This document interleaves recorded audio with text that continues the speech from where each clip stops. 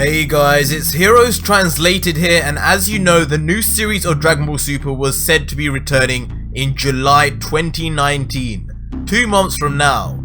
However, new information has just been released which reveals a possible delay. Watch this video to the very end to see every piece of new information that just got released which reveals the new release date. But let's go. All of this started on Twitter, as it always does, and on the account of Govita XV. Now, the OG Dragon Ball fans among you will know how well known and trusted Govita is in the Dragon Ball community for his leaks and his scans. Literally every week back when Dragon Ball Super used to air, this was the dude along with Herms leaking things left, right and center. And even now he's out here leaking the scans for B-Jump magazine and stuff like that. But things got really interesting when he started out of the blue talking about his connections with Toei's staff, which has been long assumed anyway. But he then goes on to show a document showing Toei's quarterly earnings for all of their major IPs, i.e. Dragon Ball, One Piece and Sailor Moon, showing Dragon Ball, as expected, topped them all.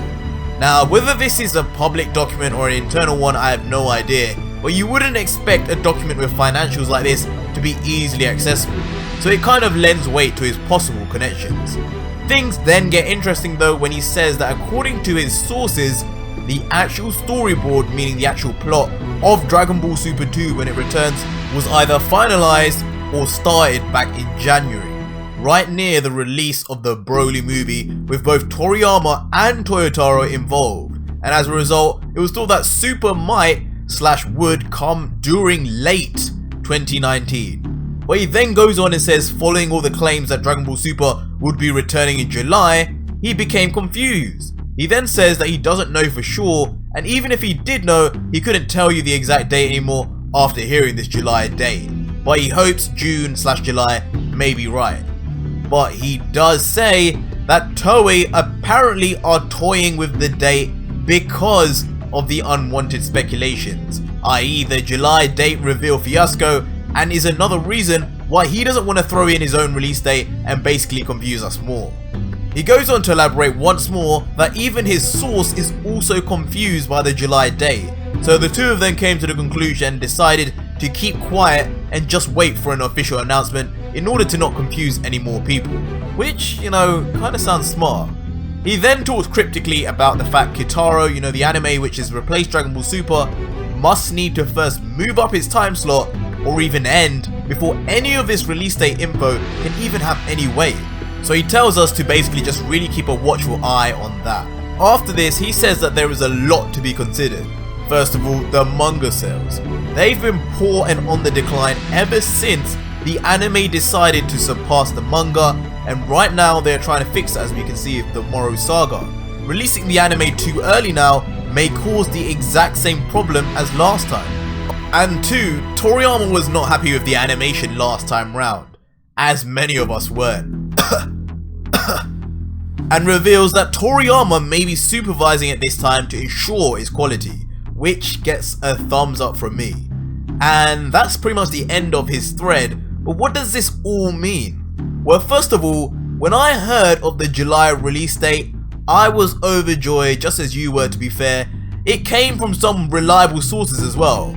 But was it just me who thought that it was just way too good to be true? I mean, July, that's literally 2 months away, less than 2 months away. And we've passed April as well, the 30th anniversary of Dragon Ball, where supposedly we were supposed to get an announcement. Govita even hints here that his release date from his source mentioned late 2019. Now, late 2019 is by no means July in any capacity. July is near enough halfway through the year, not the end. And at this point, the end of the year seems more likely.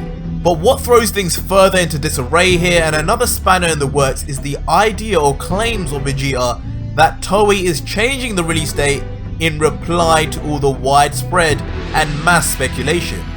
I mean, let's not forget, when the July release date was revealed, it was worldwide news. Even IGN made a video on it, quoting Geekdom and Yonko. And Toei then released an official announcement saying the speculation was wrong. Not no comment, they decided to shut it down.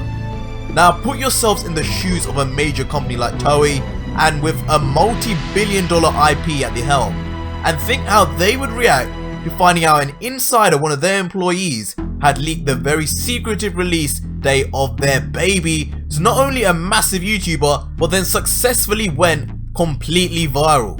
Not many of you know this, but I actually work for a day job at the broadcasting network behind the English dub of Dragon Ball Super. And though they don't have any idea about what's going on with Toei, I can tell you when similar things happen with their other IPs, like Rick and Morty for example. By the way, follow me on my Instagram to see stuff like this. It is a major thing. Whole marketing plans based on surprise and hype are jeopardized, and it's definitely not out of the question for a series to then be postponed just to save face, to find out who the leakers are and replan their whole marketing plan. It's all possible, but just like every single release date we've been given so far, it's all speculation as well. But I really want to know your take on all of this, as this has raised some seriously interesting questions about all this speculation and whether Dragon Ball Super is actually returning anytime soon. Let me know down below, but before you guys go, don't forget to smash that subscribe button and join our gang today. Until next video guys, cheers.